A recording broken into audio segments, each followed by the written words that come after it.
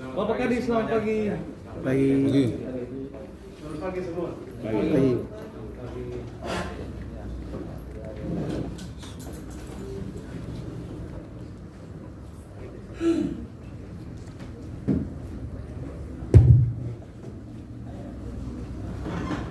Hal yang mengganjal, yang berkaitan dengan regulasi harus dicari solusi bersama. Karena tentu semua hal itu bisa diatur dengan mempedomani berbagai regulasi.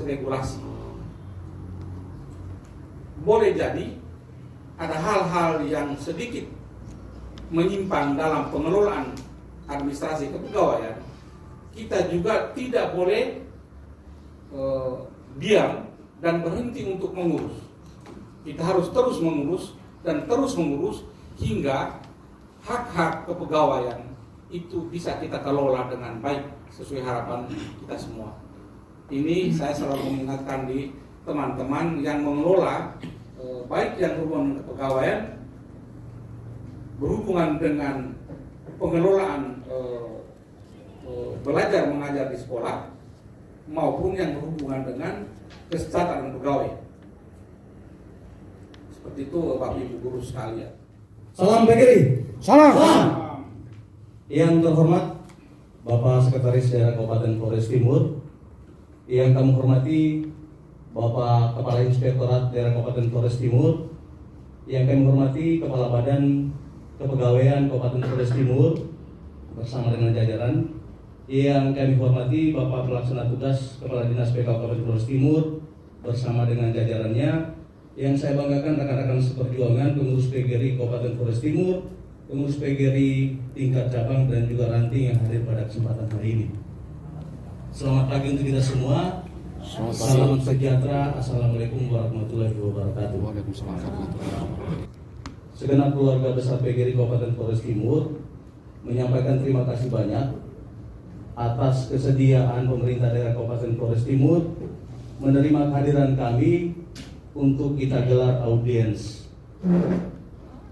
Yang kedua, sesungguhnya kami punya kerinduan untuk bertemu dengan Bupati Flores Timur, dan kemarin pagi melalui Kepala Bagian Humas merespon bahwa Bupati akan menerima kehadiran kami. Namun di pukul 17 sore kemarin informasinya Pak Bupati ada agenda lain sehingga kami diterima oleh Bapak Sekda. Kami membagi penyampaian kami ini pada dua bagian. Bagian yang pertama ini adalah terima kasih kami, apresiasi kami untuk beberapa hal baik yang sudah kami alami dari hasil pertemuan-pertemuan kita sebelumnya.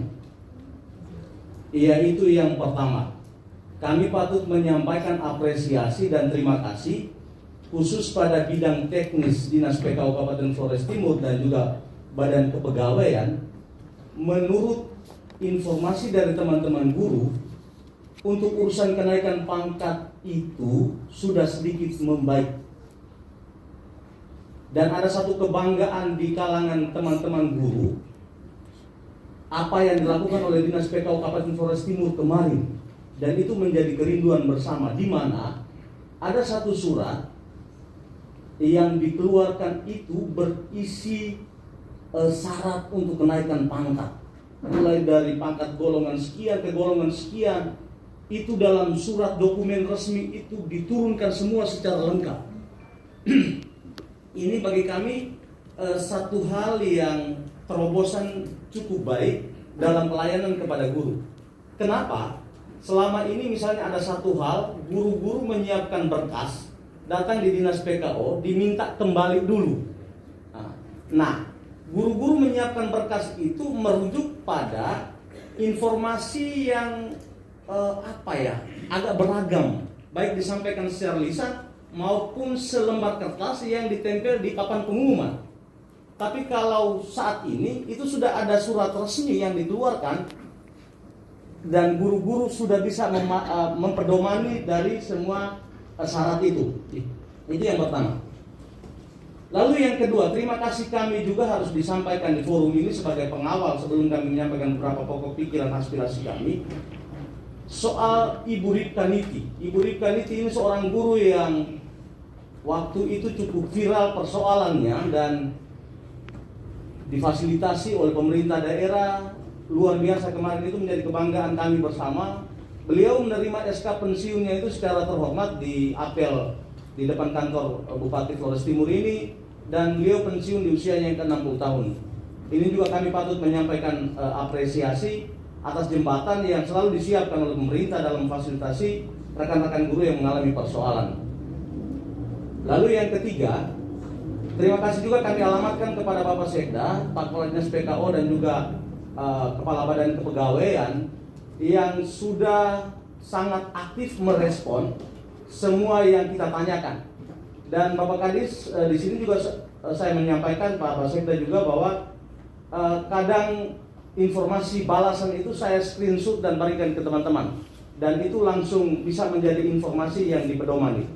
Ini beberapa catatan kami yang menurut kami sangat bagus sebagai mitra, sehingga teman-teman bisa mendapatkan informasi yang cukup atas persoalan yang mereka alami. Terima kasih untuk itu, dan teman-teman sekalian, kita berikan aplaus yang meriah untuk beberapa hal baik. Jadi kita sportif ya, kita menyampaikan persoalan kita, lalu sudah ada tanda baik, kita harus berterima kasih. Kadang kita guru itu juga harus hanya menggerutu saat persoalan kita, tapi saat sudah diselesaikan kita tidak menyampaikan apresiasi dan terima kasih. Itu yang pertama. Ini kami bagi dalam beberapa poin, kurang lebih 7 poin, yang saya mungkin menyampaikannya secara cepat. Lalu ada hal-hal lain nanti boleh ditambahkan oleh teman-teman saat dialog berlangsung. Beberapa pokok itu, yang pertama berkaitan dengan kesejahteraan guru, baik ASN maupun non-ASN. Ada beberapa poin yang kami coba dorong. Saya akan membacakan poin per poin. Yang pertama, mohon kiranya dapat meninjau kembali keputusan penyesuaian gaji guru kontrak daerah Kabupaten Flores Timur dari Rp1.150.000 menjadi Rp1.000.000. Pertimbangan yang tidak boleh diabaikan adalah beban kerja guru. Seorang guru memiliki beban kerja yang cukup tinggi. Ia memiliki peran ganda sebagai pengajar sekaligus sebagai pendidik. Sebagai pengajar, guru memiliki tugas mentransfer ilmu pengetahuan untuk peserta didik. Sementara sebagai pendidik, seorang guru memiliki tugas membentuk karakter anak bangsa. Guru tidak saja menjalankan tugas di sekolah semata, tetapi sejumlah tugas sekolah harus ia tuntaskan di rumah. Di masyarakat, peran guru pun sangat strategis. Saat COVID melanda, hingga saat ini seorang guru memiliki peran ekstra. Bagaimana mendesain pembelajaran daring dan luring. Juga bagaimana guru harus melakukan kunjungan rumah, mengantar dan menjemput tugas siswa. PGRI Flores Timur berpandangan, keputusan penyesuaian pendapatan guru kontrak daerah terdapat adanya penurunan tidak tepat dalam konteks perbaikan kesejahteraan guru. Mohon kiranya bisa ditinjau kembali. Jika tidak dinaikkan, mohon jangan diutak-atik nominal yang ada. Yang kedua, mohon segera merealisasikan hak guru berupa kesra triwulan 3 dan triwulan 4 di tahun 2020. Yang ketiga, mohon penjelasan terkait tidak ada lagi pemberian kesra untuk ASN guru sejak tahun 2021. Jika dengan adanya pemberian tambahan penghasilan pegawai atau TPP, lalu kesra ditiadakan, ini merugikan guru ASN, penerima tunjangan sertifikasi, dan penerima tunjangan non-sertifikasi. Kenapa?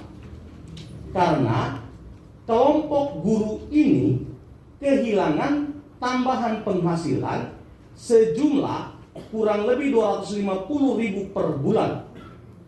Guru ASN yang sudah terima tunjangan sertifikasi dan tunjangan non-sertifikasi sesuai peraturan Bupati nomor 26 tahun 2021 tidak menerima TPP. Jika regulasi memungkinkan, TPP diberikan tanpa ada pengecualian, tetapi diatur dengan porsi yang berbeda antara guru penerima sertifikasi, guru penerima non-sertifikasi, dan kelompok guru yang tidak menerima kedua tunjangan ini. 4.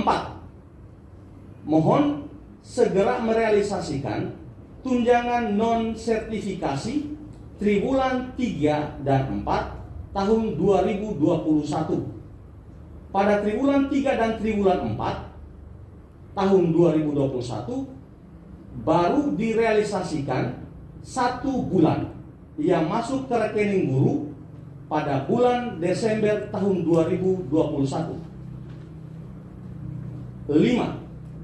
Terkait pemberian tambahan penghasilan pegawai TPP melalui informasi pada akun Facebook resmi Antonius Hubertus GG Hajon, Bupati Flores Timur, tertanggal 25 November 2021, menuliskan demikian. Pembayaran TPP untuk ASN di Flores Timur sudah dilaksanakan. Namun atas asas kehati-hatian, Pemkab Flotim belum merealisasikan TPP bagi kelompok guru non-sertifikasi. Setelah melaksanakan konsultasi lanjut, maka pada peringatan Hari Guru hari ini, saya memerintahkan agar Dinas PKO dan BKAAD untuk mulai memproses pembayaran TPP untuk kelompok guru non-sertifikasi. Selamat Hari Guru untuk guruku. Mohon maaf, saya tidak bisa hadir bersama menjawab undangannya. Hingga hari ini belum ada realisasi. Poin yang keenam, mohon segera merealisasikan tunjangan sertifikasi guru yang tersisa 1 bulan pada triwulan 4 tahun 2021. Poin yang ketujuh, mohon segera merealisasikan rapel ASN guru lingkup Dinas PKO Kabupaten Flores Timur. Rapel guru terjadi saat kenaikan pangkat guru dan kenaikan berkala guru. Ada sejumlah pengalaman guru rapelnya tidak diurus, tidak direalisasikan saat mereka ke DPKAD di keuangan ternyata sudah realisasi. Ternyata atau rupanya uang itu sudah direalisasikan dari DPKAD ke Bendahara Dinas PKO Kabupaten Flores Timur, tetapi ditunda pembayarannya. Poin yang ke-8, mohon informasi berupa regulasi terkait tunjangan kepala sekolah antara tertulis di SK kepala sekolah dan real pembayaran yang diterima kepala sekolah. Pertanyaan reflektif, apakah tidak bisa diperjuangkan adanya peningkatan tunjangan kepala sekolah dengan mempertimbangkan beban kerja kepala sekolah saat ini? Poin yang terakhir pada bagian pertama, mohon agar dipertegas penerapan peraturan Bupati Perbuk nomor 63 tahun 2017 tentang standar penghasilan tenaga kesehatan dan pendidik anak usia dini. Sejumlah desa tidak memperhatikan Perbu ini. Tentu yang dirugikan adalah guru pada kelompok guru pendidik anak usia dini. Itu bagian yang pertama, kurang lebih ada 9 poin. Flores Timur itu dibangun 90% itu menggunakan dana pemerintah pusat. 90%.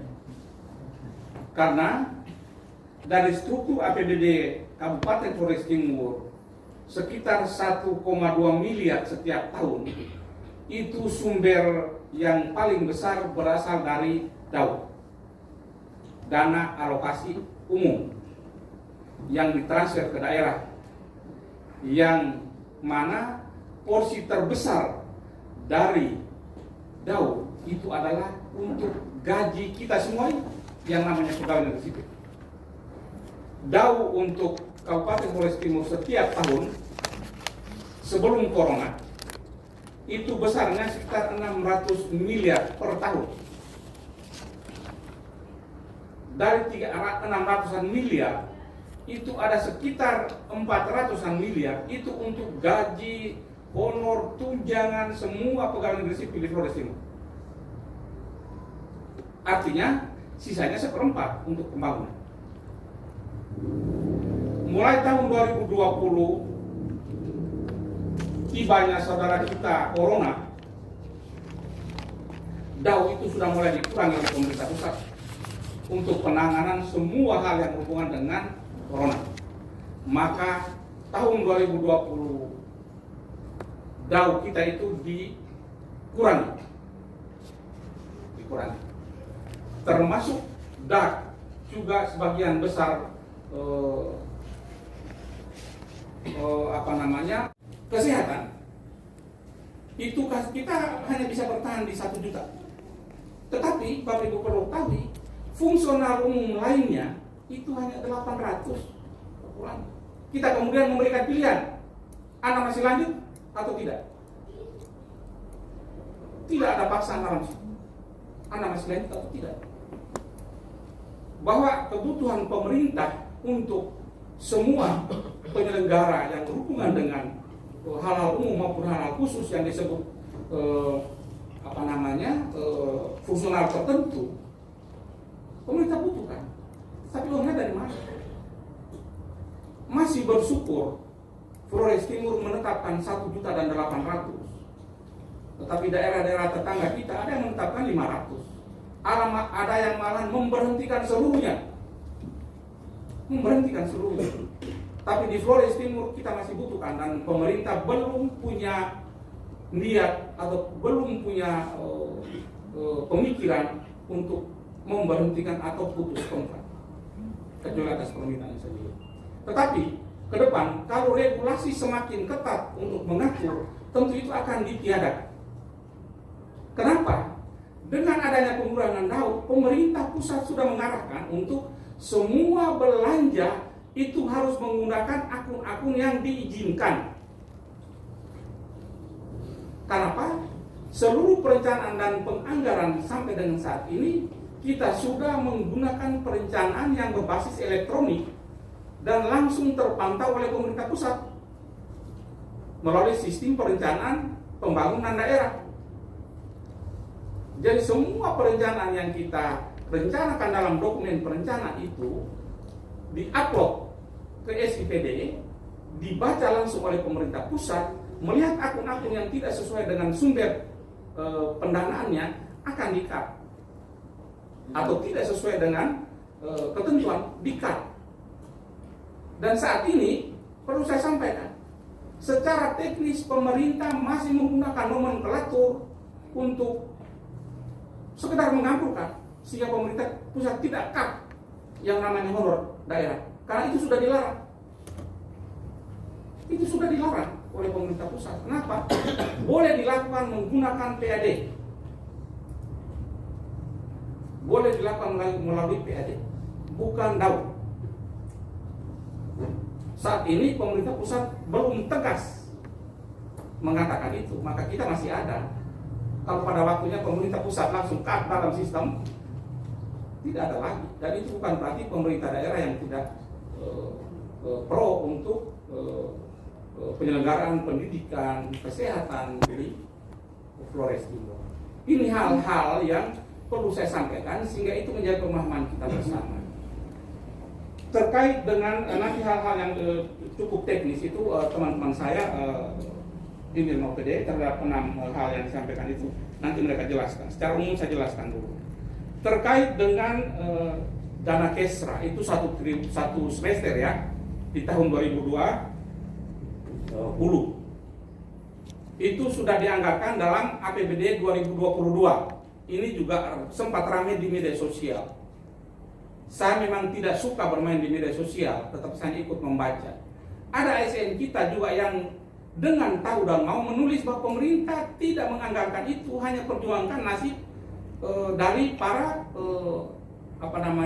petugas medis Padahal mereka tidak tahu baca DPA.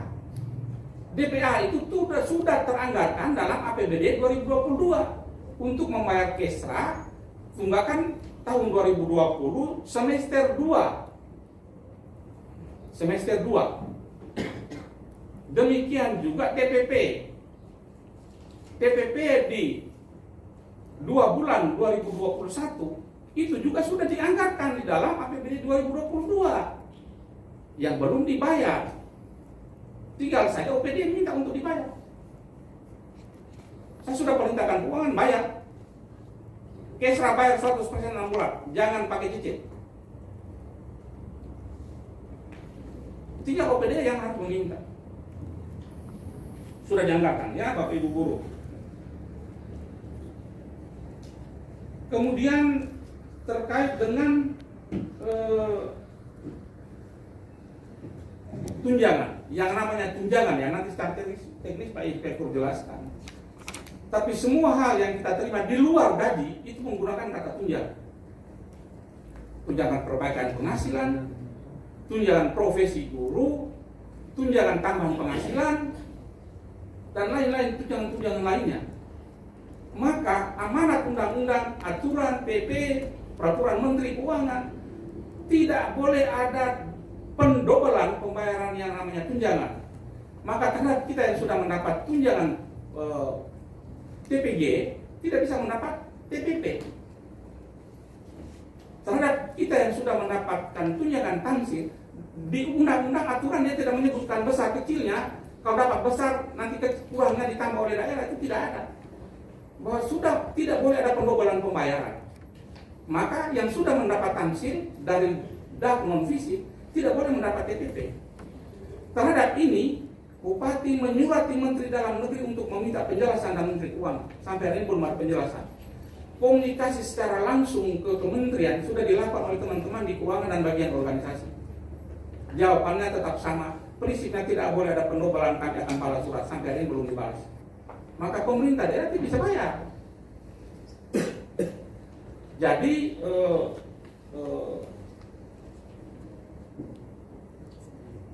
guru sertifikasi terima sertifikasi, guru non sertifikasi terima tamsil. Sementara Kesra saat itu belum kita gunakan TPP, itu namanya Kesra kesejahteraan pegawai yang dibayar terhadap semua kita termasuk guru dibayar. Tetap kita sudah menggunakan kata TPP, tidak boleh ada pendobelan yang namanya tunjangan. Nanti Pak Inspektur tolong jelaskan secara lebih detail. Kemudian kasus-kasus yang berhubungan dengan kepegawaian Bapak Ibu guru sekalian. Memang ada juga guru yang ketika diangkat pada masa itu dengan nomenklatur K1 K2 itu ada banyak guru yang belum berijazah sarjana guru. Itu yang membuat kasus. Yang harapannya adalah dalam perjalanan dia harus jadi sarjana. Ternyata tidak sarjana. Dokumen itu di BKN dan di Kementerian Pendidikan itu beda. Di Kementerian Pendidikan dia menyebutnya guru, tetapi di BKN membaca karena bukan guru, bukan bersarjana pendidik, maka dia di sana dicantumkan sebagai fungsional umum. Maka 58 tahun dia pensiunkan, kasusnya Rita Niti.